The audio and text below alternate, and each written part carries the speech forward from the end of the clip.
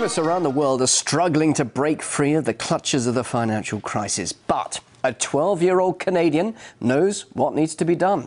Victoria Grant took the internet by storm overnight after a video of her slamming Canada's banks for robbing the people went viral. What I have discovered is the banks and the government have colluded to financially enslave the people of Canada.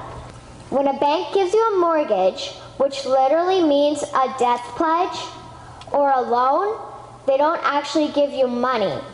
They click a key on a computer and generate the fake money out of thin air. It has become painfully obvious, even for me, a 12-year-old Canadian, that we are being defrauded and robbed by the banking system and a complicit government. What will we do to stop this crime?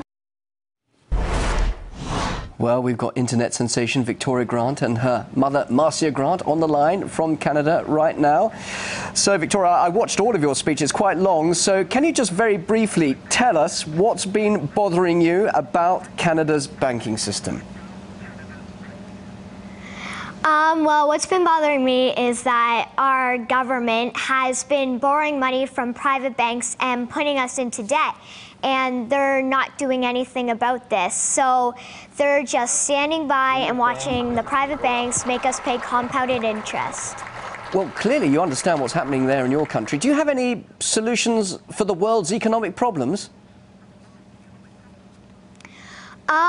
My solution is that we stop borrowing from private banks and we start borrowing from the Bank of Canada with little to no interest. All right, but OK, now you're just 12 years old. Why do you think you understand what's wrong with the economy, that you have the answer and world leaders don't? Well, I've been researching and watching documentaries and like reading books, and it's not that hard to understand once you start researching. And like world leaders, they probably know what's happening. It's just they're not doing anything about it. Why not, do you think? Why don't they care? I think they don't care because they're benefiting from what they're doing to us. All right, now I know your mum's sitting next to you, Marcia. How do you feel about your daughter becoming an internet sensation and now even talking to global news channels like RT?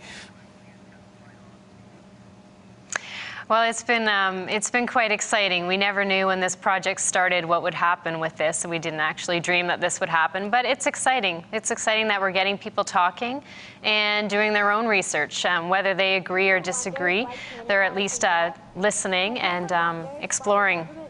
Well, Victoria, as I said a little earlier, I saw your presentation. It was very impressive. I suppose a lot of people ask you this question. Did you really come up with all these ideas yourself? Me and my dad have been watching documentaries, so I'd be taking notes, and then, you know, like we'd write it down, and then we put it into my speech. So this is the sort of thing you've been discussing. Like we both worked on it. So you've been discussing this with your dad, and clearly it's something that has really taken your interest by storm. And you feel that you definitely have a message to tell not just people of your generation, of your age, but the whole of the world, from what you're understanding now. Yeah. All right. Now, thousands, of course, people around the world will have seen you explaining what's wrong. What about you yourself? Your mum's obviously pretty excited by all of this, but what about the attention on you now? It's been amazing. I like that so many people are watching it because they can get information on what's happening and they can try and tell other people about it. But some people of your age might say economics, finance, all boring, isn't it? Yeah, probably. But what do you say to them? That's actually important for our lives? Well, it's important because if something really bad happens, you know, like we could grow up like living with just like one meal a day if this keeps getting worse. What about then when you grow up? What are your ambitions? Do you want to be an economist? Do you want to be a prime minister? Well, I want to be an interior designer, but I'm definitely going to keep studying monetary reform. So you're going to be interior designer, so you're creative as well as having a financial mind as well. Well, we wish you the best of luck in your career. Thank you very much indeed, Victoria Grant, and also mother Marcia Grant, joining us live there in Canada.